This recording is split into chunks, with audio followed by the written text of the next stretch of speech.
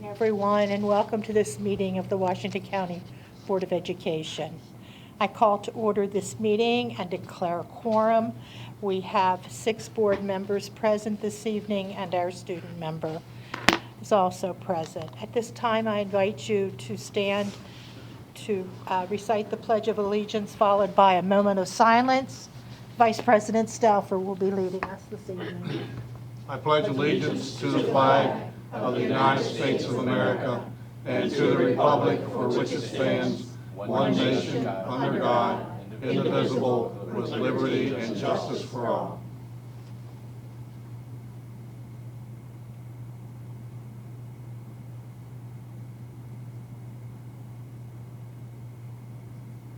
Thank you.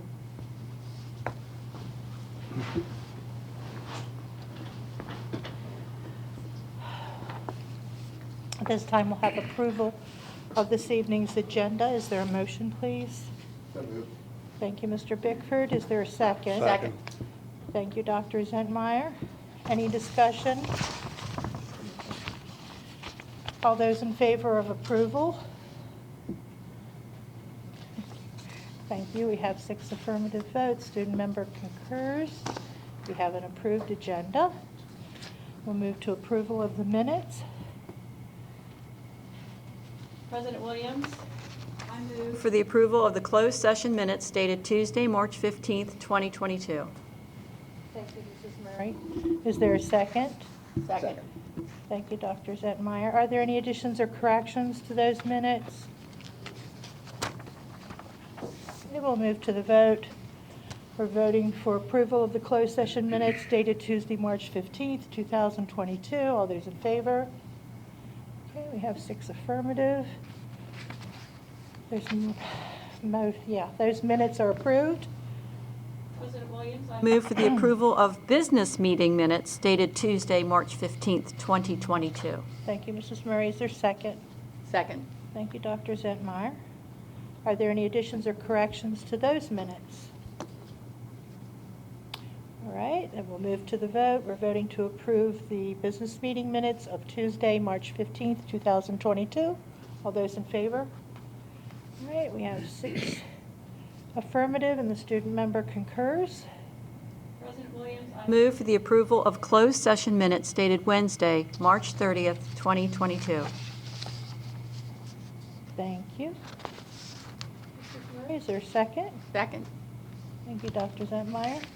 Are there any additions or corrections to that set of minutes? All those in favor? All right, we have 6 affirmative votes. Those minutes are approved. President Williams, I move for the approval of business meeting minutes dated Wednesday, March 30th, 2022. Thank you, Mrs. Murray. Is there a second? Thank you, Dr. Zentmeyer. Any additions or corrections to those minutes? All right. We're voting for approval of the business meeting minutes dated Tuesday, March 30th, 2022. All those in favor? All right, we have 6 affirmative and the student member concurs. All right, we'll move to public comment. We have several individuals who have signed up in advance. Before I call the first person, I would like to read from Policy KD regarding procedures for our business meeting. Each person wishing to address the Board of Education is encouraged, but not required, to sign up prior to the meeting and may address any topic concerning Washington County Public Schools, except personnel or matters which clearly identify an individual or individuals. Each speaker may speak for up to 5 minutes. Mr. Bickford is our timekeeper. Mr. Bickford, would you like to explain your process? When you have about 30 seconds left, I'll hold up the yellow, and then when I hold up the stop sign, it obviously means to wrap it up. The first person I have on the list is Mr. James Haney. Mr. Haney, would you like to come forward? Good evening.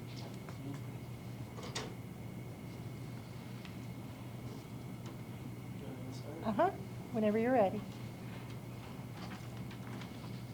Hello, my name is James Haney, and I'm a freshman at Hagerstown Community College. I'm here today because my political science professor has tasked us with changing or adding to local policy or school programs. Our group has chosen to create a chess club in every high school across Washington County. I'm here to demonstrate to you or talk about to you guys the benefits a chess club would provide to the students of Washington County in hopes that you will accept our plan that we have laid out.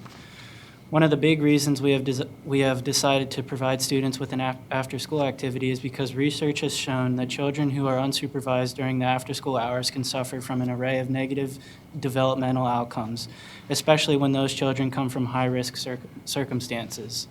It's not uncommon for bored kids to look for something fun to do that can land them in trouble.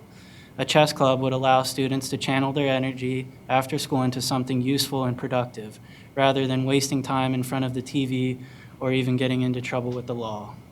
Chess also sharpens the mind by stimulating the growth of neuron dendrites, which in return allow you to think faster. Another educational benefit of a chess club is the effect the game has on your auditory memory. Research has been done through experiments comparing the recalling abilities of chess players to people who have not played chess before. The result was that players were found to have significantly better recalling abilities. Another 2-year study performed in 1985 showed that students who played chess regularly not only improved their grades in school, but teachers also noticed the students had superior memory and organizational skills compared to the students that did not play chess. A chess club would also be a very low budget after-school program.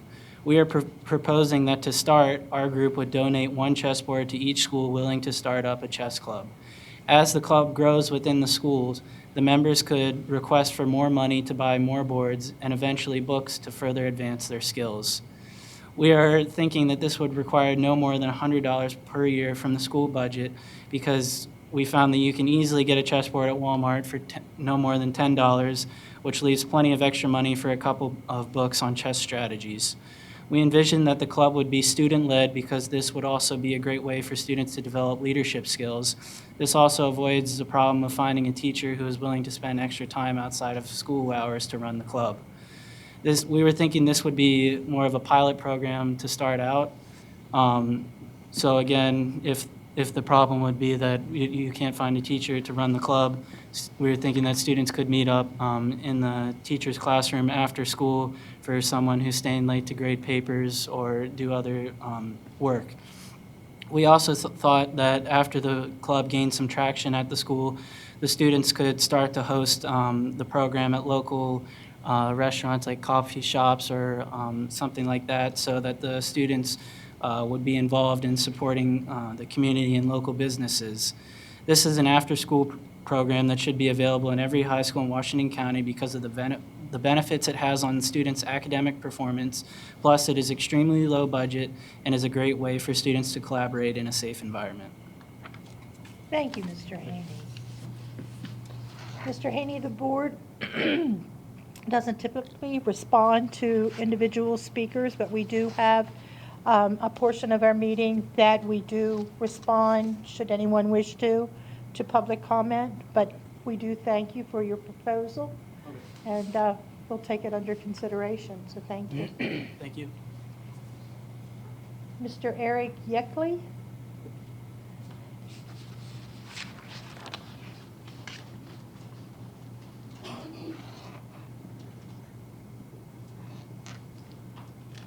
Good evening. Thank you, Board, for allowing me to make these comments tonight. My name is Eric Yeckley. I'm a science teacher at E. Russell Hicks. I'm also on the Board of Directors and the negotiation team for WCTA. The last couple of years has been incredibly difficult for everyone with the COVID situation, from the ESP staff all the way up to Dr. Michaels. As I get close to finishing my 31st year of teaching, my 11th year at here at WCPS, I feel blessed to be working with incredibly supported and caring staff at E. Russell Hicks. We are like family, and we bring out the best in each other. At ERH, classroom teachers average around 105 students. That's the academic teachers. The specialist teachers, the RA teachers, average around 135, which they actively engage their students in learning every day. The 46 minutes of self-directed planning time we get each day is not nearly enough to grade even one of the 2 assignments I give my students each day, let alone time for me to plan my lessons and do all the other requirements that WCPX expects of me to accomplish as part of my job description. One of the things that has helped me and my fellow teachers a lot this year is the 2-hour early dismissal we received each month. I greatly appreciate the decision to allow teachers to have this uninterrupted, self-directed planning time to organize my classroom, to plan lessons, and to get grading done. The days fly by and the demand to teach from bell to bell, plus everything else we have going on to make a successful school, makes it hard to find the time to get everything done.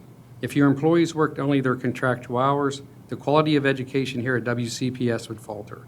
I hope that the board can continue to provide school staff the ability to have more self-directed planning time. And I would also like to invite you the opportunity to come see us at E. Russell Hicks and see how we improve our students every day. Thank you. Thank you, Mr. Yeckley.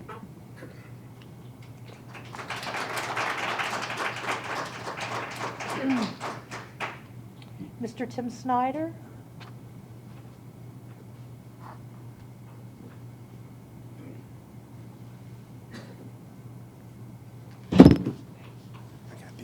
Hello, everybody. How are we doing tonight? Good evening. All right. Thank you so much for allowing me to speak.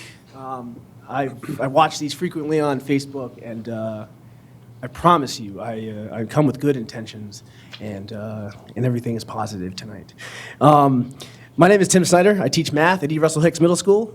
I'm finishing up year 3, and like Mr. Yeckley said, the past 3 years, my first 3 years as a teacher, have been incredibly difficult.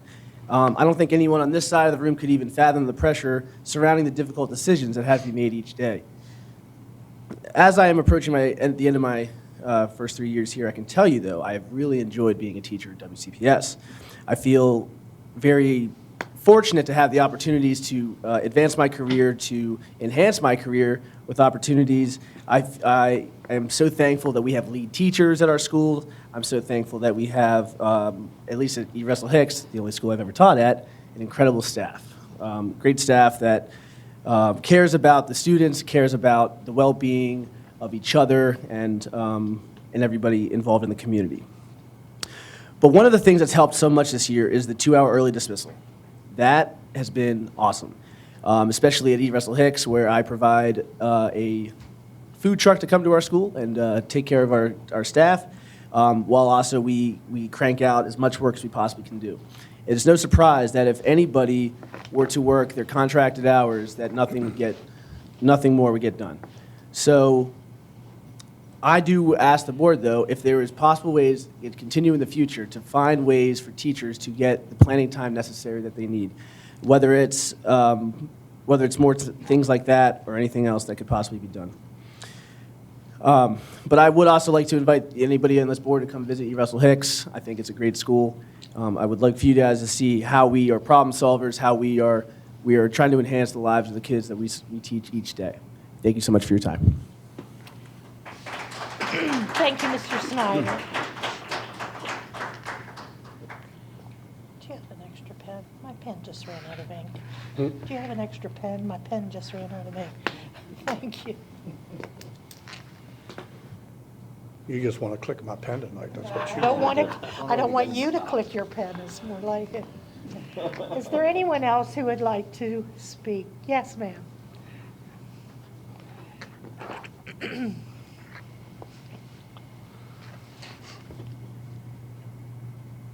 Good evening.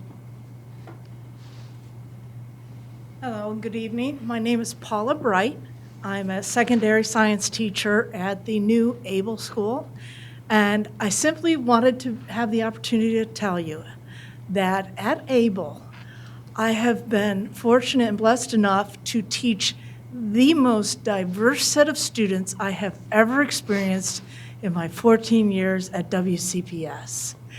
These students are not only diverse geographically from around the county, they are diverse culturally, racially, economically, socioeconomically, and it is one of the most beautiful visions seeing that group of my students in the different grades. I have 6th grade through some high school science classes, and every class is very broad, very diverse.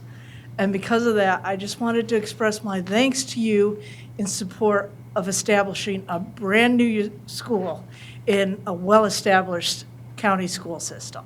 I really appreciate your support for doing that for us, and thank you. That was it. Thank you very much, Ms. Bright.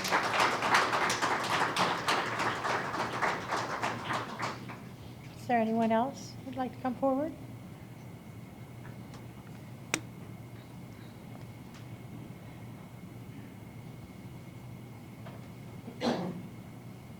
Good evening. Hello, my name is William Kessler. The trajectory of public education in America, and right here in Washington County, is equal parts sad and infuriating. As with anything controlled or influenced by the liberal left, it is a race to the bottom. Every decision on policy, curriculum, and budgeting must be more woke and further left than the last one, otherwise you will be labeled racist, homophobic, xenophobic, or whatever else the phrase of the day is. It is time for you to put your foot down and say enough is enough. We are not going to give up one more inch of our students' innocence.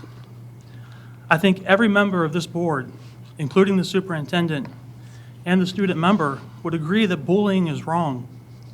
Yet you allow yourselves to be bullied by the teachers' unions, the State Department of Education, and federal standards.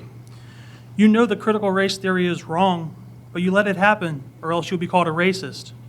You know that exposing children to radical gender ideology is wrong, but you let it happen, otherwise you'll be called genderphobic. You know following certain state or federal standards is wrong, but you do it because you're scared of losing funding. You're being bullied into destroying our children. It is time that you all quit living in fear. Stand up to the bullies and say enough is enough. It is time for you to change your mindset from we can't control this to we have to stop this. We have to correct course. It surely won't be easy, but it must be done. If this Board of Education isn't facing lawsuits from the Marxist organizations trying to destroy American education, you aren't doing enough. If CNN and MSNBC aren't camped out on the front lawn calling you names, you aren't doing enough. The behavior issues of students get worse every year, and this board likes to go on and on about we need more counselors and we need more social workers. Maybe what you need to do is quit teaching children that they are oppressed or oppressors depending upon the color of their skin. Maybe you need to quit confusing children about gender.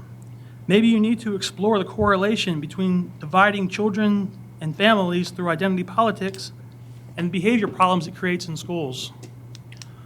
While I obviously don't agree with the stances some of you have taken in the past, I truly believe that somewhere inside each of you is a gut feeling or moral values or the calling of the Spirit or something telling you that this is wrong and you need to do something. Don't let anyone stop you from doing what is right. If your legal counsel says you cannot fight back against this evil, fire them and find lawyers that will fight attempts to indoctrinate our children. If you are too afraid of the names that you will be called by the teachers' union and the media, then please tender your resignation before leaving the building tonight. You have a duty to the people that elected you and put you in those chairs. You are there to represent us. You are to be the voice of the people, not the local mouthpiece for the State Department of Education or teachers' union. And the people are telling you this is an emergency situation that must be fixed immediately. You know that the sexual education or family life or health or whatever name it is given to disguise the content that it contains is wrong because you work so hard to hide it from parents. Rather than informing parents that you intend to expose their children to radical gender ideology, you hide a vague opt-out notice in Google Classroom. There should be a policy that mandates parents opt in to these horrible classes. The opt-in notice should explain in clear detail what will be taught. But you won't do this because you know that most parents are opposed to this form of indoctrination. Whenever you choose to keep something from parents, it is because you know that it is morally wrong and parents won't agree to it. Thank you. Thank you, Mr. Kessler. Is there anyone else that would like to come forward?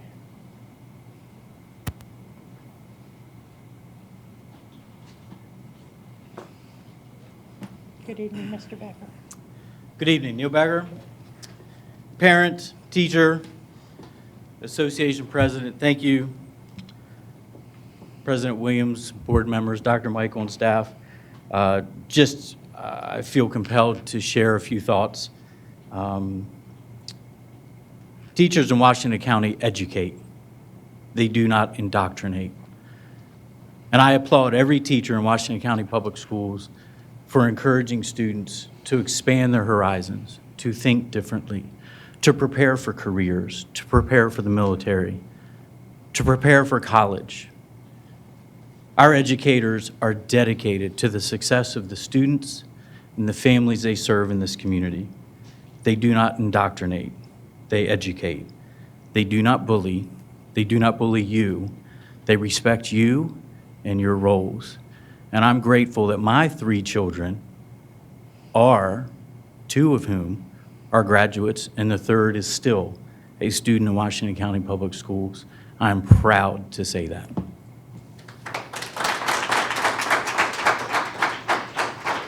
Thank you, Mr. Becker. Is there someone over here who wanted to? Yes, ma'am. Good evening. I wasn't planning on speaking, but my name's Holly Fairley. I am a preschool teacher out at Clear Spring Elementary. Can you speak up a little bit? Pardon? You can't hear me? Into the mic. There you go. Very few people say that. My name's Holly Fairley. I'm a preschool teacher at Clear Spring Elementary. I've been there for 13 years. I've taught everything from pre-K to second, up and down several times. I love, by the way, Dr. Michael, thank you for all the support we have in pre-K. It's awesome. And one great thing is the class size, that pre-K is limited. Our kindergarten is way over capacity for one teacher, and 27, 28 5-year-olds with many needs is too many. All I'm asking is, please, class size is very important, especially at the lower levels. And we're seeing more and more needs for these children. And we need the support. Last year, I had crazy behaviors that went well beyond my capabilities. Lots of times I was asking for help. It took an entire year and then some before the child got help. Please, and I don't know where this falls, but respect the teachers when they say, we need real help on this one. Because honestly, last year, very little learning was happening in my room. I'm surprised more parents didn't complain because of the chaos that was happening. Just keep that in mind, please. The needs of the teachers. We are truly out there with doing our very best. Our heart is there for the kids. And I know we've got budgets and everything, and back to the class size. It can't be just, it has to be a certain amount.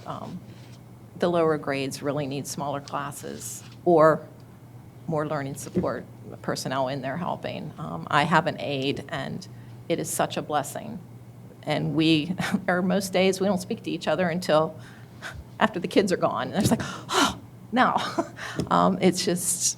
It's a handful, and the kids need all the attention. And it's a great staff, and I appreciate all that you do. So, thank you. Thank you, Ms. Fairley.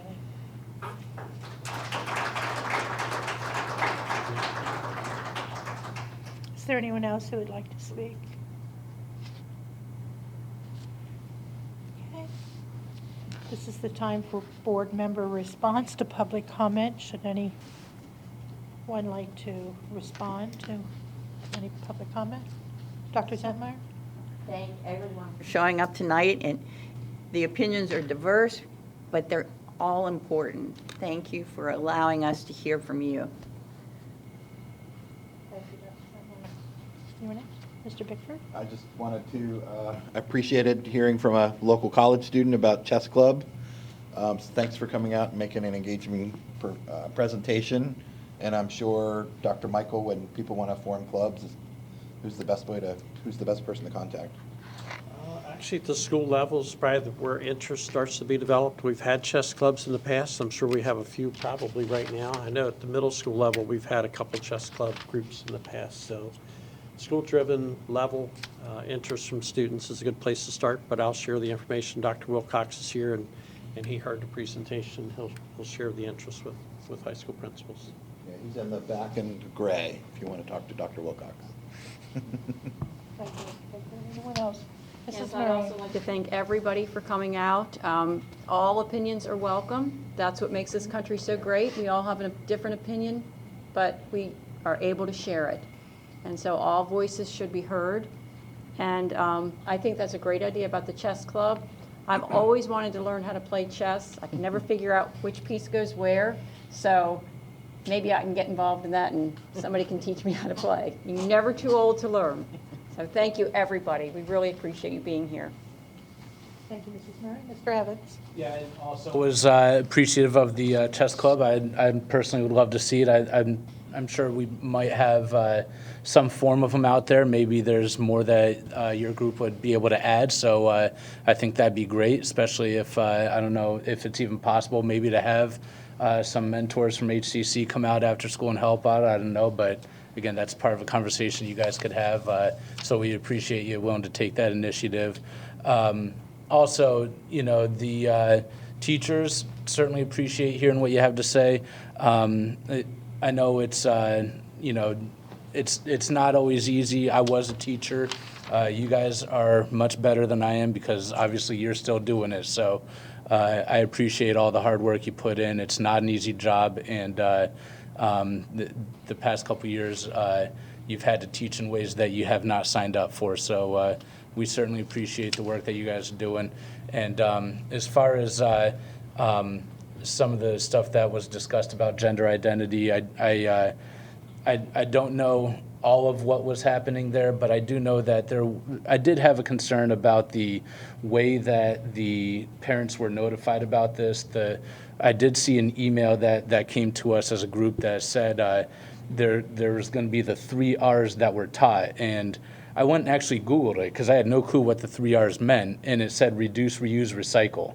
So obviously that's not what was being taught. So I do certainly understand the concerns that the parents have because maybe we could have done a better job of explaining what was going to be taught. I don't know. Hopefully that's something that we can review. You know, and also like you did say, it's not as easy as just snapping your finger and then whatever you want to be done is done. You know, the state board does require stuff that we need to do, and they actually say that it can only be opt-out, it cannot be opt-in. So it's something that while we may not have the control we want over it, there is still something that we could do. So I would hope that with the topic and discussion, or I would hope that the Curriculum Instruction Committee might be able to at least review what is discussed during these class times because, you know, there are some things in there that I do think are questionable, and I think you know, it certainly needs to be reviewed because it's a very sensitive topic these days, and you know, unfortunately the way the country is, people are split, and you know, there's really no gray area in the middle. So I think we need to do the best we can to review that and make sure that we're serving the best needs there and making sure we're doing the right thing. Thank you, Mr. Evans. Anyone? Mr. Gupta. I just want to echo what all of my other fellow board members have said about the teachers coming out and about the chess club. I'm a student at North High. If there's a chess club there, I'd definitely join, so you have at least one person of interest. Again, thank you to all who spoke this evening. We appreciate hearing your views. All right, we'll move to old business. Our first action item is the second reading of proposed changes to Policy BG, which is policy setting. We have Chief Legal Counsel Ram with us. Good evening. Good evening, President Williams, Dr. Michael, members of the board. The Policy Committee reviewed Policy BG at the request of the Board of Education President at its public work sessions on January 25th and February 10th and recommended proposed changes to the policy. The Board of Education approved the first reading of proposed changes to Board Policy BG at its February 15th, 2022 business meeting. The committee placed a notice on board docs and the school system's website following the first reading, seeking comments from the public on the proposed changes. The committee discussed the comments it received at its March 16th, 2022 work session. The committee is offering no further changes to the policy. The committee is now recommending the Board of Education approve the second reading of proposed changes to policy BG. Thank you, Mrs. Serena. Is there a motion? Madam President, I move to approve the second reading of proposed changes to policy BG entitled Policy Setting. Thank you, Mr. Bickford. Is there a second? Second. Thank you, Mr. Stauffer. Any discussion, any questions? Yeah, I would like to point out that when we first read this, I did make a point to talk about the adoption where, in Part B, it does say that, the policy setting is the sole responsibility of the Board of Education. And then in section number 3, we give part of that to the superintendent, which I certainly understand why. My concerns were not addressed on this. I'm not in support of this. The superintendent should be able to make emergency policy, but we should have to go and vote to approve that at a subsequent board meeting as well. And I don't think that this policy does enough to change what needs to be changed in this policy. Any other discussion? Any questions?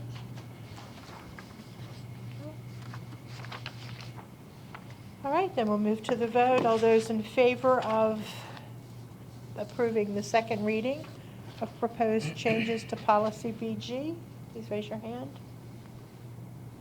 All right, we have 5 affirmative. Those opposed? 1 opposed. Student member votes, or your vote is confirming the Yes. concur. affirmative. Thank you. So the motion carries. Thank you. Our next action item is the second reading of proposed changes to policy BJ, School Board Legislative Program. The Policy Committee reviewed policy BJ at the request of staff at its public work sessions on January 25th and February 10th and made proposed changes to the policy. The Board of Education approved the proposed changes to policy BJ at its business meeting on February 15th, 2022. The committee placed a notice on board docs and the school system's website following the first reading of the policy. The committee reviewed the comments received at its public work session on March 16, 2022. The committee is not recommending further changes to the policy at this time. The committee is now recommending the Board of Education approve the second reading of proposed changes to policy BJ. Motion. Madam President, I move to approve the second reading of proposed changes to policy BJ entitled School Board Legislative Program. Is there a second? Second. Thank you, Mr. Stauffer. Any questions or any discussion regarding policy BJ? And we'll move to the vote. All those in favor of approval of the second reading of proposed changes to policy BJ, School Board Legislative Program? All right, we have 6 affirmative. Student member concurs. Motion carries. All right, our next action item is the second reading of proposed changes to policy DJ, purchasing standards, and the second reading of proposed exhibit DJ-E1, summary of procurement requirements and procedures, and exhibit DJ-E2, minority and business enterprise procedures for state-funded public school construction projects. The Policy Committee reviewed policy DJ and exhibits DJE1 and DJE2 at its public work session on February 10th, 2022, at the request of staff and made proposed changes to them. The Board of Education approved the first reading of the proposed changes at its business meeting on February 15th, 2022. The committee placed a public notice on board docs and the school system's website following the first reading, seeking comments on the proposed changes and the adoption of the exhibits. The committee did not receive any comments and is now recommending the Board of Education approve the second reading of proposed changes to policy DJ and the adoption of exhibits DJE1 and DJE2. Thank you, Mrs. Ram. Is there a motion? Madam President, I move to approve the second reading of proposed changes to policy DJ entitled Purchasing Standards and the second reading of proposed exhibit DJE1 entitled Summary of Procurement Requirements and Procedures and exhibit DJE2 entitled Minority Business Enterprise Procedures for State-Funded Public School Construction Projects. Mr. Bickford, is there a second? Second. Thank you, Mr. Stauffer. Any questions or any discussion? And again, this policy just reflects already existing state law and regulations, pretty much, right? It's correct, and updated to reflect changes in the law as well as to conform to existing practices. Any other questions or comments? Any discussion? We'll move to the vote. We're voting to approve the second reading of proposed changes to policy DJ, purchasing standards, and the two exhibits that accompany policy DJ. All those in favor? All right, we have 6 affirmative votes, and the student member concurs. Next, we have the second reading to rescind policy DJG, professional services contracts, and exhibits DJG-E1, professional services contracts, and DJ-E2, professional services contracts definitions. The Policy Committee reviewed policy DJG and exhibits DJGE1 and DJGE2 at its public work session on February 10, 2022, at the request of staff, and it proposed the rescission of the policy and exhibits. The Board of Education approved the first reading of the proposal to rescind the policy and exhibits at its business meeting on February 15, 2022. The committee posted a notice on Board Docs and the school system's website following the first reading, seeking comments on the proposal to rescind the policy and exhibits. No comments were received. The committee is now recommending that the Board of Education approve the second reading to rescind policy DJG and the accompanying exhibits DJGE1 and DJGE2. Thank you, Mrs. Ram. Is there a motion? Madam President, I move to approve the second reading to rescind policy DJG entitled Professional Services Contracts, exhibit DJG-E1 entitled Professional Services Contracts, and exhibit DJG-E2 entitled Professional Services Contracts Definitions. Thank you, Mr. Bickford. Is there a second? Second. Thank you, Mr. Stauffer. Any questions, any discussion?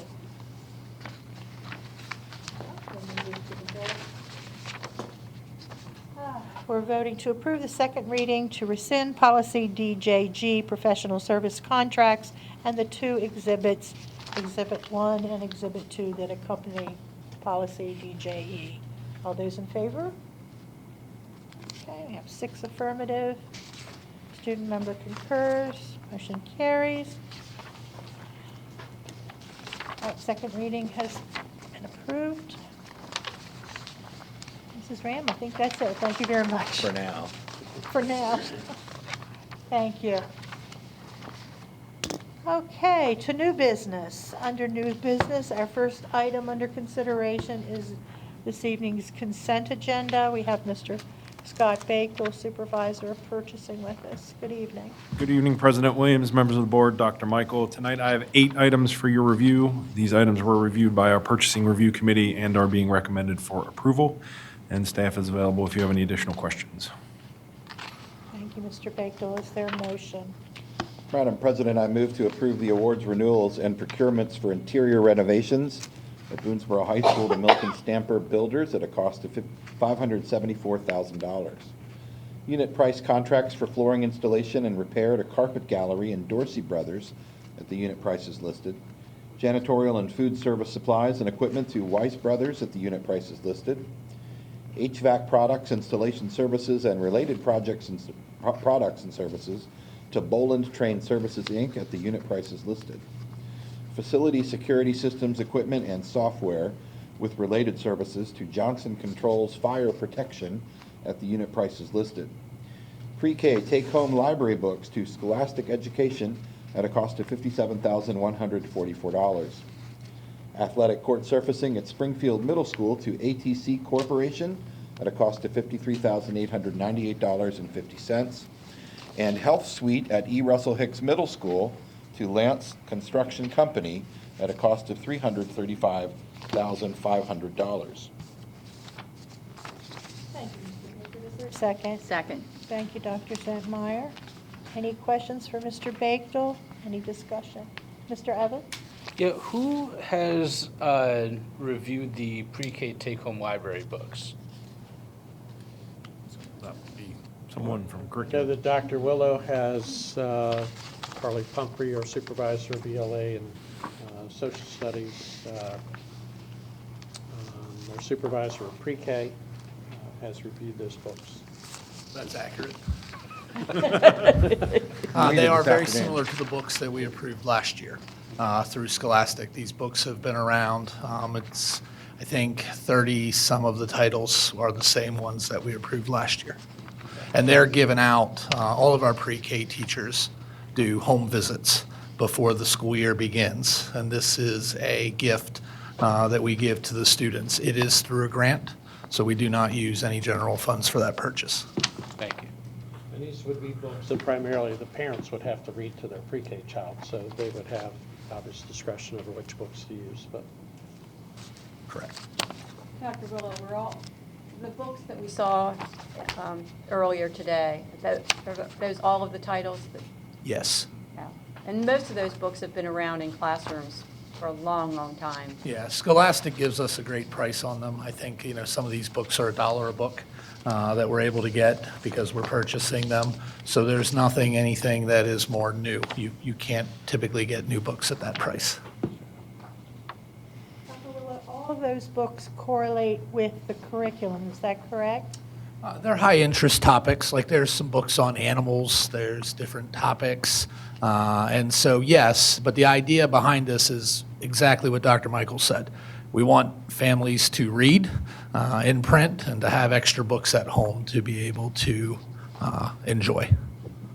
So we are third or fourth year of doing this. It's been very successful, and, for families that have books in their home, that's great. These are additional books that they can have as resources, but a lot of our families don't have reading materials, particularly for their pre-K students. So we've heard a lot of positive feedback from this across town. I see some people shaking their heads that are familiar with our pre-K books.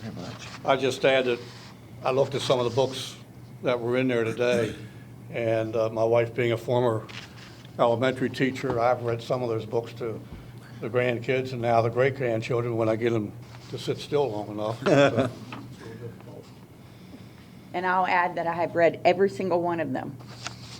Just this afternoon, I think. No, I had 6. I only had to read 6 this afternoon. I read all but 6.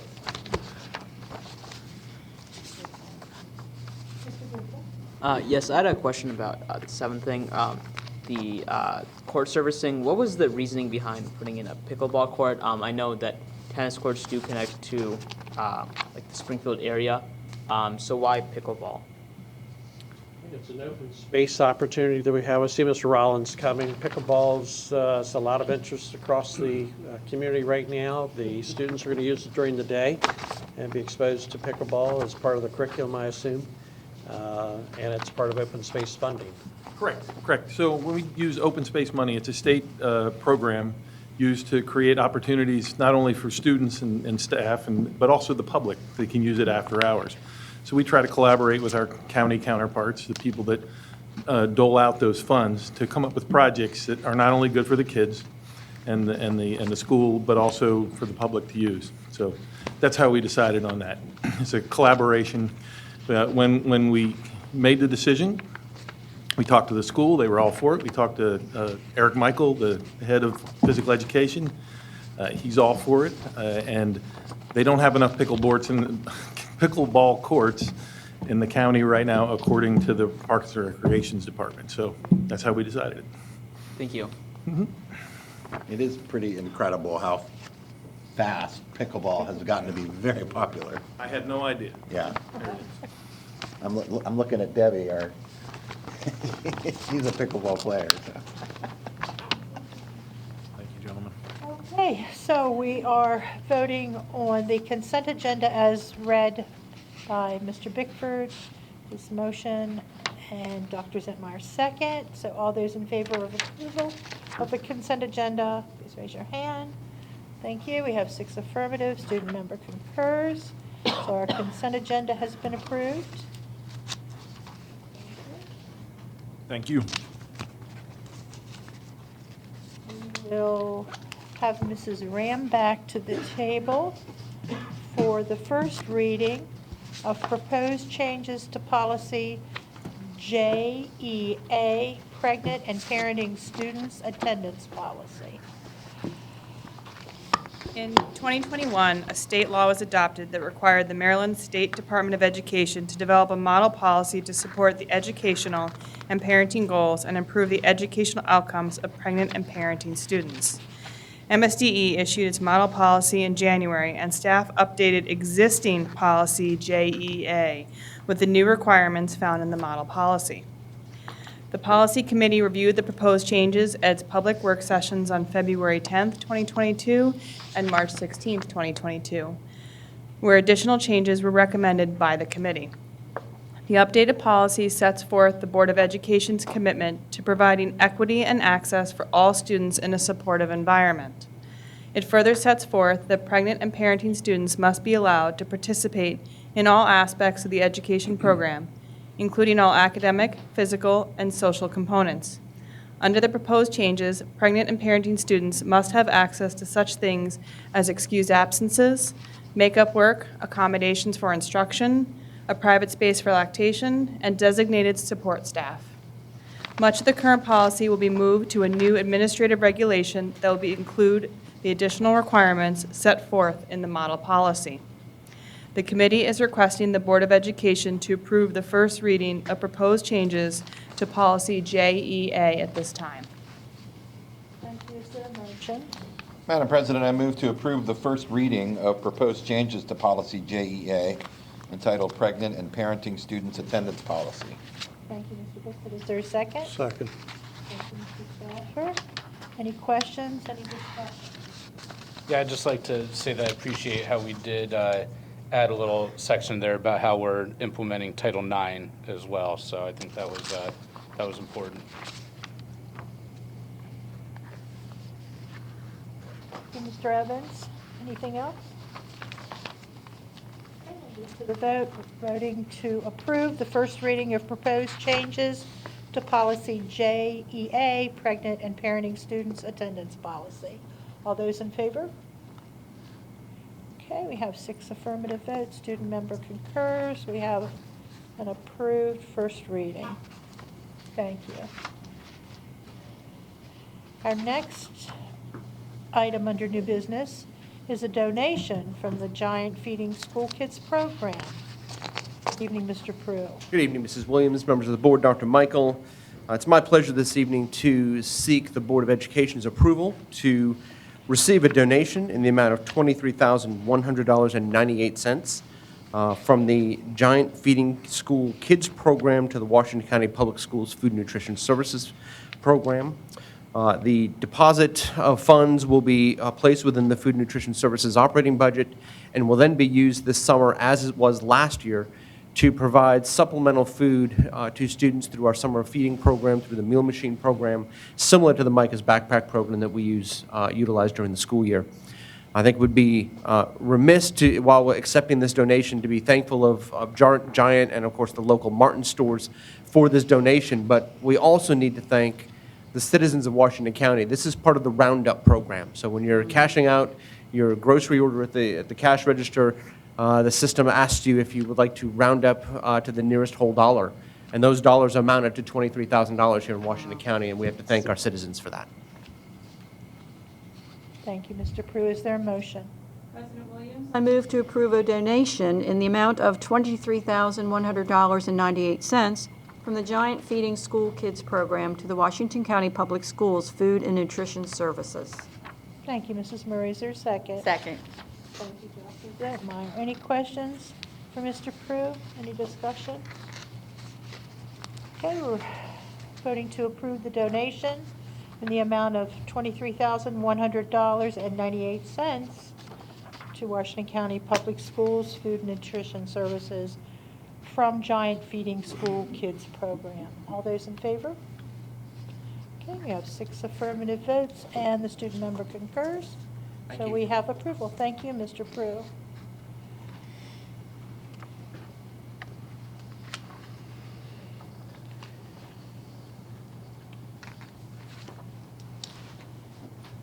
Okay, next on the agenda under new business is the approval of the Washington County Board of Education's establishment of an ad hoc committee on superintendent compensation. So, as you all know, the Board of Education is currently engaged in a recruitment process to identify a new superintendent of school, and we must determine a framework for compensation package, which would be salary and benefits. So I propose the idea of an ad hoc committee that will present a recommendation to the full board as to how to complete this compensation package. So you should have a sheet that lists the rationale for the ad hoc committee. The charge to the committee is developing the framework of a compensation package for the position of superintendent of schools. The committee is charged to review contracts provided by other school systems of varying sizes and demographics regionally and nationally, to identify a range of salary, benefits, and other fringe compensations, to identify non-compensation fringe and benefits, and to identify health and other insurance benefit packages. The committee may also offer recommendations on other negotiable items, such as residency requirements, retirement benefits, and/or termination clause. The committee will not be negotiating the contract between the successful candidate and the board. The committee will be making recommendations to the full board. So 3 members of the Board of Education will be serving on this committee. Mr. Prue, the school system's chief operating officer, will serve as an ex officio member of the committee as staff liaison. Other staff members may be asked to present information on current benefits to the committee. So at this time, I'm asking for your approval of the establishment of this committee, this ad hoc committee. And Mrs. Linda Murray, Dr. April Zentmeyer, and Vice President Stan Stauffer will serve as members with Dr. Zentmeyer chairing. Is there a motion? So moved. Do I need to read it? Yes, Okay. please. I move for the approval of the Washington County Board of Education's establishment of the Ad hoc Committee on Superintendent Compensation and the charge outlining the scope of work. I move for the approval of Linda Murray, Stan Stauffer, and Dr. April Zentmeyer as members of the Ad hoc Committee on Superintendent Compensation, with Dr. Zentmeyer serving as the chair. Thank you. I didn't mention that the committee will be presenting their recommendations by April 19th, 2022. So Dr. Zentmeyer, you may want to make note of that date. Thank you. We are on the fast track for completing this work, so thank you. Any questions, any discussion? Need a second. Oh, I'm sorry, a second. Thank you, Mrs. Murray. Thank you for keeping me straight. Now, any questions or any discussion? Well, I just want to say, Dr. Michael, I told you last week, there's fine print in your contract, and one of the places says you can't retire or resign until you're 66. You don't meet that standard, so. I'm getting close, closer. How do you feel? Okay, so we're voting on Mr. Bickford's motion, Mrs. Murray's second, to approve the establishment of the ad hoc committee. The charge of the committee outlines the scope and the members of the committee, as well as the chair. All those in favor? Okay, we have 6 affirmative, and the student member concurs. Thank you. And Dr. Zentmeyer and committee, you may begin immediately. That's good. You have. If we're going to be finished. You have much work to be done. All right, we'll move to the superintendent's report at this time. Dr. Michael. Thank you, Mrs. Williams, board members. We have a number of recognitions tonight. I'm going to start with asking Dr. Ann Anders to come forward. She's our supervisor of library media. April 3rd through the 9th is School Library Week, and I'm going to ask her to recognize her school libraries as well as her school library media specialists. Good evening, President Williams, Vice President Stauffer, Dr. Michael, and members of the board. School libraries provide a space where everyone belongs. Throughout the month of April, we celebrate our library media specialists who bring their knowledge, expertise, and experience to the heart and soul of the school community.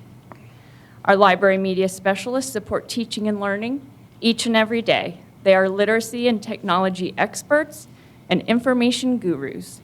They collaborate with teachers to teach information and digital literacy skills. Our school library media specialists build a community and inspire generations of students to think, create, share, and grow.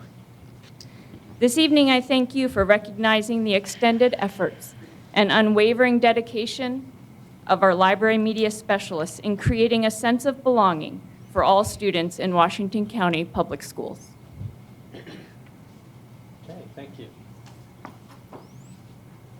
At this time, I'd like to ask Dr. Jeff Gladhill to come forward. Oh, yeah, we can congratulate our library media people. Dr. Jeff Gladhill's here this evening, Director of Special Education. The month of April is National Occupational Therapy Month. So, Dr. Gladhill. Yes, good evening, President Williams, Dr. Michael, and members of the board. April, as we just said, is National Occupational Therapy Month. Washington County Public Schools offers occupational therapy to students whose individual education program or individual family service plan specifies the need for occupational therapy interventions and support. Occupational therapists and certified occupational therapy assistants, normally referred to as CODAs because of the long acronym, support a student's educational participation while in school starting from birth to age 21. Occupational therapy is provided to enhance sensory motor responses and to strengthen foundational skills underlying good motor control. These supports, when offered as a related service, support academic achievement and provide students opportunities to learn and practice skills with their peers.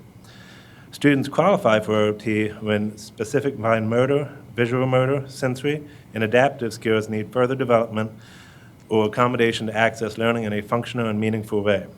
Currently, our OTs and CODAs collaborate with school-based teams, school leaders, related service providers, and program teachers. Together, they review and enhance sensory motor opportunities in the classrooms and/or school spaces for students in need of this type of environment for sensory and behavioral needs. Thank you. Okay, thank you. Dr. Gladhill, we'll recognize our occupational therapist. I ask Dr. Pugh to come forward, Associate Superintendent for Administration and Leadership. April 4th through 8th is also the National Association of Secondary School Principals is recognizing this as National Assistant Principal Week. Good evening, President Williams, members of the board. The week of April 4th is National Assistant Principals Week, and this week is dedicated to honoring the assistant principals and acknowledging their key role in the achievement of schools and students. Our assistant principals work collaboratively through the issues of school management, through student activities and services, community relations, personnel, curriculum, and instruction. They coordinate with the principals to assist in enforcing school policies and guidelines for our students, staff, and faculty. Assistant principals work directly with the teachers, students, and parents to help identify and remove barriers to learning and promote achievement. Our students need consistent adults in their lives, and there hasn't been a more important time than right now to make sure that our students have access to caring, nurturing, and empathetic assistant principals. The APs are on the front lines of the trauma and drama that walks through the front doors of every school every day. APs serve as first responders and recipients to how each day unfolds. The behavior, attitude, and heart of our assistant principals help shape the safe, positive and supportive climate and culture in our schools. And we would just like to say thank you. We do appreciate our assistant principals and all our people that have been recognized so far, and they don't often get a round of applause, so let's give our assistant principals a round of applause.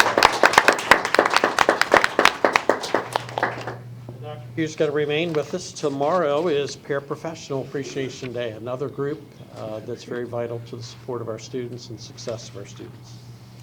So Wednesday, April 6th is Paraprofessional Appreciation Day, which is a national day when we celebrate our paraprofessionals and highlight the contributions to their students and to the schools. As we emerge from the COVID-19 pandemic, the work done by paraprofessionals is more important than ever before. Paraprofessionals are essential members of the team of educators, and they do critically important work every single day, helping students of all abilities to learn, grow, and succeed. Paraprofessionals perform a variety of teacher-related jobs, and they assist teachers in the classrooms. They may work with students on supplemental enrichment activities, either in small groups or one-on-one. Paraprofessionals often work with students with special education needs and a wide variety of abilities. Our schools would not function without them, and our paraprofessionals are going above and beyond to positively impact students. We'd like to say thank you to our paraprofessionals for the amazing work that they do every day. Okay. Thank you, Dr. Pugh. This time, I'd like to call Erica Hancock forward, our content specialist for middle school mathematics. We have some exciting news to share about some of the recognition of a couple of our teachers for Presidential Award for Excellence in Mathematics and Science. Erica? Okay. Good evening, board members. The Presidential Award of Excellence in Mathematics and Science Teaching are the highest honors bestowed by the United States government, specifically for K-12 science, technology, engineering, mathematics, and computer science teaching. The president may recommend or recognize up to 108 exemplary teachers each year. With this in mind, I'm excited to join you this evening to not only honor one, but two of our very own teachers who are finalists for the state of Maryland for the 2022 Presidential Award. Our first nominee is Naomi Castleman.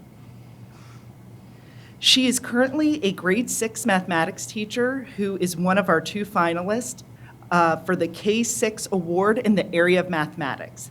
This is Ms. Castleman's second year as a finalist of this prestigious award. She's been teaching approximately 17 years, and the last 13 which have been in Washington County at Northern Middle School in grade 6 mathematics. Throughout her teaching career with WCPS, Ms. Castleman has held a variety of different teacher leadership positions, including math co-department leader, magnet teacher for the middle years program, math counts coach, among other roles. I want to say congratulations to Miss Naomi Castleman.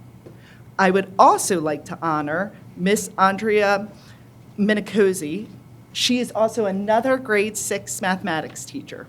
Miss Minicosi has been teaching for 13 years, the last 3 which have been in Washington County Public Schools at Springfield Middle School in grade 6 mathematics. Throughout her teaching career with WCPS, Ms. Minicosi has held a variety of different teacher leadership positions, including magnet teacher and math count coordinating coach. I want to wish her also congratulations. Congratulations to both of these outstanding teachers. And we've celebrated a variety of staff at this point. We're going to celebrate some of our students. Eric Michael's going to come forward, Supervisor of Health, Athletics, and Physical Education. While we didn't have any teams that were that won this winter for athletics, we did have quite a few individual athletes that were very successful. So, Mr. Michael, if you'd share our success, please. Yes, good evening. As Dr. Michael has said, we did have a very successful winter season. We had 3 basketball teams win region championships. We had 2 track teams win region championships, and then we had 2 of our track teams finish second in the state as a team. But we did have several individuals that were state champions this year, and we're here tonight to recognize those. I think first we're going to start with wrestling. In the 1A, 2A classification, we had 3 athletes from Williamsport High School. Zach Starr was the 113-pound weight class champion. Darby Bryant was the 170-pound weight class champion. And Max Larkin was a 285-pound champion. And then moving over to 3A, 4A classification, Thomas Munn was a 152-pound champion from North Hagerstown. All the four of those guys between them, there's only 2 losses this year, so very successful. And in indoor track, we had several champions this year. Start off with 1A girls.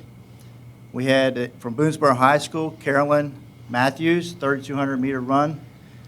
Carolyn is a multi-champion in various sports. She was cross-country before as well. And then also from Boonesboro High School, their 4x800-meter relay team was champions this year for 1A. Members of that relay team are Cameron Rao, Carolyn Matthews, Ava Selby, and Michaela Carney. And then again, staying in the 1A classification on the boys' side, multiple state champion winning the 500-meter run, as well as the 800-meter run, is Cameron Rejonas from Smithsburg High School. And also from Smithsburg High School, winner of the 3,200-meter run is Sean Milligan. And then for the high jump champion this year from Clear Spring High School is Tyler Joseph Hands. And then moving up to the 3A this year, we had several boys win from South Hagerstown High School. Winning an individual in the 55-meter dash this year was Cole Schlotterbeck. And then South Hagerstown also had a relay team. The 4x400-meter relay team was 3A champions this year. Members of that team are Caleb Dillo, Jacob Stoner, Lorenzo DeCastro, and again, Cole Schlotterbeck. Congratulate all those athletes on a fine winter season.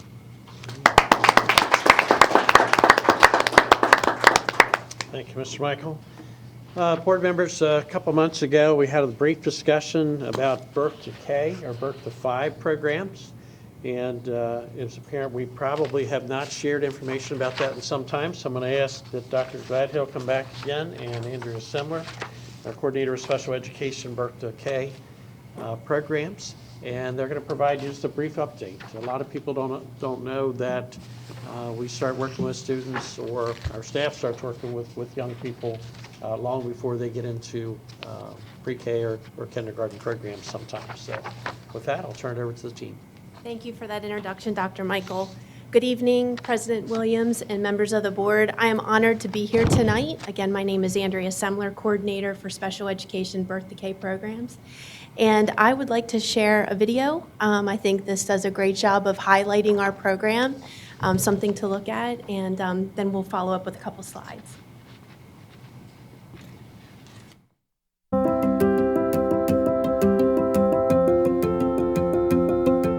As lead agency for the Washington County Birth to K program, Washington County Public Schools provides early intervention services to infants and toddlers with disabilities as mandated by federal and state legislation. There is a program similar to ours in every county or jurisdiction in every state throughout the United States. Our Birth to K program receives referrals from families, caregivers, child care providers, community partners, pediatricians, developmental and mental health professionals for any child birth to age 5 born with a diagnosed condition that would automatically qualify them for services. Referrals are also received for children birth to age 3 with suspected developmental delays. Our Birth to K team is multidisciplinary and includes early childhood special education teachers, paraprofessionals, a data manager, an IEP case manager, speech-language pathologist, physical therapist, occupational therapists, and social workers. Well, my experience goes back 20 years ago to my son Alex when I lived in Boonesboro, and he was in birth to 5, recommended right out of the NICU when he was born. There was no social media, no parent involvement with other parents. So birth to 5 coming into the home, that was all I had. So then we fast forward how many years now, and we're working with you again as a program. So yes. Share that current experience now. I currently have a 3-year-old who has been with birth to 5 since he was 4 months old when he came out of rehab. I adopted him through social services. I had to learn how to negotiate his needs along with the complex needs of my then 17-year-old, and how to balance everybody and make sure they were doing what they needed to do and getting what they needed. So the full family involvement that Birth to 5 gives was and is priceless. The Birth to K program is here as a resource to the community to promote development, partner with families, caregivers, childcare, and preschool settings to embed learning in everyday routines and opportunities for young children. Our work locations vary and depend on the setting where a child spends their day. We support these natural and inclusive places by providing services within them. Children are able to learn through play with their peers, given these types of experiences that support eventual transition to school. We, as part of the Washington County Birth to K program, believe the first years of a child's life are critical to their success as a person later in life. We believe every child has a capacity to learn. We believe working together with our families will improve their child's social-emotional skills and well-being. We believe every family can guide their child to be the best they can be through coaching. Thank you for taking time to learn more about our program. For additional information on Birth to K, please reach out to us anytime.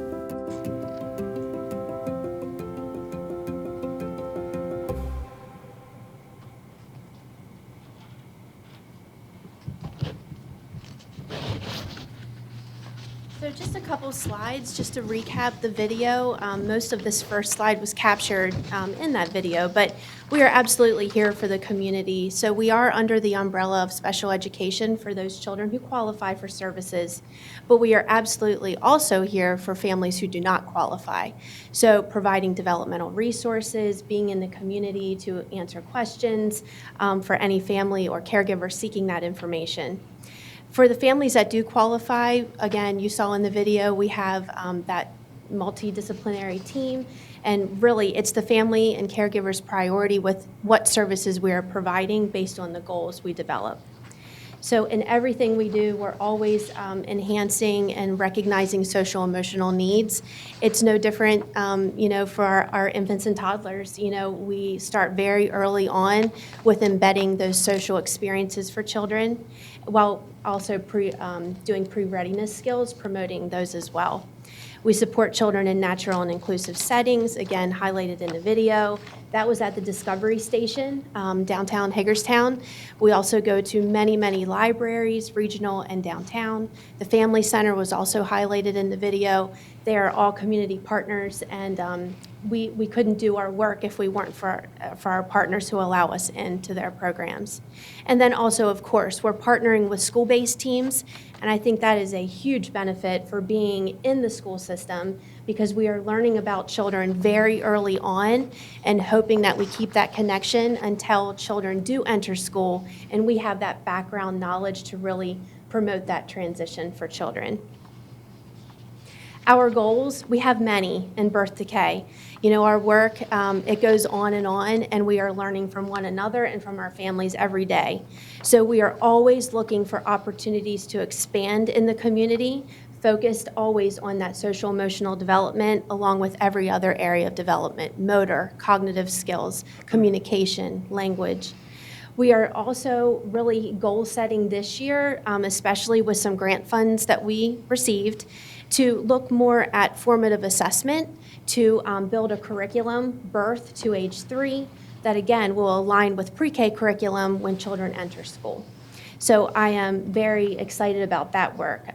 For the first time, I've really gotten to partner with math and the English department to really look at goals that for a 3-year-old and younger, we can start now in the homes and in the settings to embed that work.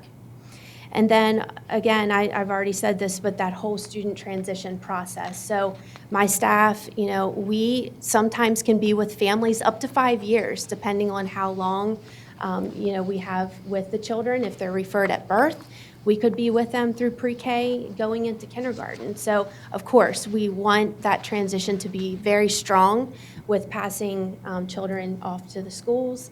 and our families then, feeling that support from the school system. I think it's important to note, too, that during COVID, and as soon as we were able, we were doing, Earth Decay was doing play groups at City Park, other places throughout the community, a lot of porch visits. They were really getting out in the community to try to really help families that were struggling at the time as much as they were able to. Thank you very much. I don't know if there's any questions. We just want to give a little highlight to our Birth to K program. I just want to say that I have firsthand experience with the program with a family member, and you do such great work. We really do. And I know you come to the homes, but what happens once the child goes to pre-K? So once they go to pre-K, if they're still eligible for services, we would transition to an IEP at that point, and then the school-based team would take over for therapies, for the special instruction, any of the related services they might have on their plan. And then that lasts through kindergarten, correct? Mm-hmm. Yep, or however long a child would need services, yes. Thank you. Yep, thank you. Thank you for what you do. Thank you. Thank you very much. Thank you. Just a couple announcements at this point. Our Family Life Advisory Committee, the board's Family Life Advisory Committee needs to be kind of brought back together.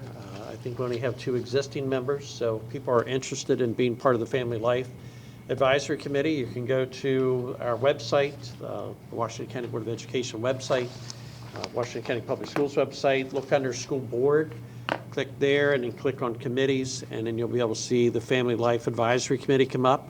There's an application you can fill out. We'll collect those applications over the next couple of weeks and bring those to the board for consideration for selection of our advisory committee.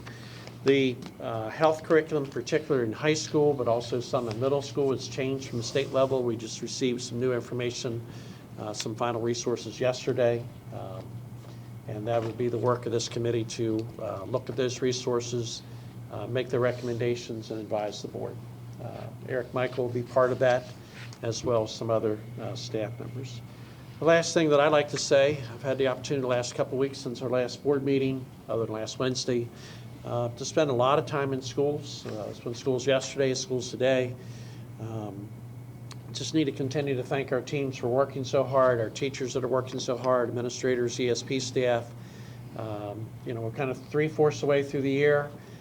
It's one of those years that we just cannot let up. I know people have worked. I know they're tired, but we are trying all we can to get back to normal and into a really strong summer school program and be fully back to normal for next school year. So I really want to thank all of our staff members for their work. We're seeing attendance slowly starting to come back up. Many student behaviors get back to normal. Unfortunately, not all student behaviors are back to normal. And we continue to need to have parent support with their children, have them attend school regularly, support your school in what they're trying to not only teach your child, but with your child's behavior as well. The other opportunity I've had now, we've started spring sports. I generally take a couple evenings a week and try to get around and see our students at play, and also participate in some other fine arts activities as well. I saw many of our athletes. I saw all of those students participate. Maybe not all the track students run, but I was at their events and saw other events, may have seen them. All the wrestlers, I remember seeing them several times. But very excited to see softball, baseball, lacrosse, track, unified track, tennis, whatever I'm leaving out at this point, to see the students back in action. And it's looks very normal from that standpoint. Students are excited and parents are excited. So thank everybody for their work on all that. That's all I have for tonight, Ms. Williams. Thank you. Thank you, Dr. Michael. This time we'll do personnel action. We have Dr. Pugh here. Good evening again. Hello. As discussed earlier in closed session today, there are a number of staff changes for your consideration, and at this time I ask for your approval of personnel actions. Thank you, Dr. Pugh. Is there a motion? President Williams, I move to approve the personnel actions dated Tuesday, April 5th, 2022, as presented in closed session. Thank you, Mrs. Murray. Is there a second? Thank you, Dr. Zedmeyer. Any questions? All right, then we'll move to the vote. We're voting to approve the personnel actions discussed earlier in closed session, dated Tuesday, April 5th. All those in favor? All right, we have 6 affirmative, and so the motion carries, and we have personnel actions approved. Thank you. Thank you. Okay, reports to the board. We'll have board member committee reports. Dr. Zentmeyer, would you like to begin down there with curriculum and instruction? Santiana said those that forget history are doomed to repeat it. C and I reviewed our new AP World book starting next year. It was hard to read. I found myself in tears many times as I considered how man hurts man time and time again. Yet those young people who are being tasked to take over the reins of this world need to consider our human history. Bob Stipe presented an ABLE update, and Dr. Wilcox presented a schedule that would allow teachers to plan and students to complete requirements as well as meet college and career readiness standards by the end of their 10th grade. To graduate on time, but most importantly, to graduate on time with a plan. Dr. Willow presented updates on COMAR and Title II, and our next meeting is here April 11th at 1 p.m. Thank you. Mr. Evans, Finance? Yeah, our next meeting will be Thursday, April 28th at 9 a.m. Mrs. Murray? Yes, our next meeting is here Tuesday, April 12th at 10 a.m. Thank you. Policy Review and Development Committee, Mr. Bickford? Our next meeting is here on April 12th at 2 p.m. Thank you. Mr. Gupta, anything for student government? Yes. The Washington County Association of Student Councils held its second General Assembly with great success. And we also have two candidates for the student member of the Board of Education right now, Alex Smith and May Cruz. Alex Smith. What was the last? May Cruz, M-A-E. Thank you. That does it for committee reports. Under miscellaneous business, we have future agenda items. You should have a list of 15 future agenda items. I won't read them all. They're listed beginning on April 19th and run through June 7th. If you have any suggestions for future agenda items, please let a member of the Agenda Planning Committee know. And we'll get it placed on an agenda. I'd like to remind all of the board retreat and closed session that's happening on Saturday, April 23rd. Also, under miscellaneous business, I would like to mention that, as mentioned earlier, the board is conducting a nationwide search for a superintendent of schools for a successor, Dr. Michael, and an advertisement will be out by the end of this week, and that advertisement will be available on the WCPS website. So watch for that in the future.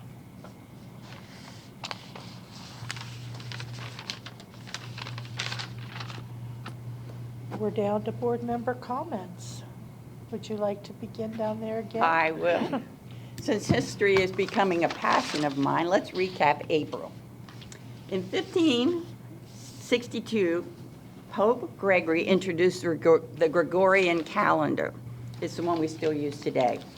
And those poor folks who did not get the memo that New Year's was changed from April 1st to January 1st were April Fools, and they were made fun of and tricks and taunts played on them.